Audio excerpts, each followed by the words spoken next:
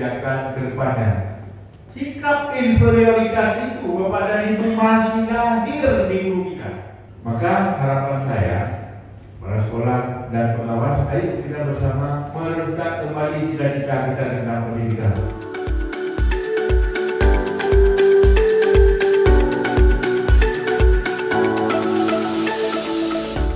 Maka dengan kesempatan ini, kesempatan kita bersama untuk meningkatkan mutu pendidikan, menghasilkan lulusan yang bermutu sehingga mereka bisa bersaing dan menjadi kebanggaan kita bersama agar lampu Aceh menjadi lebih terang.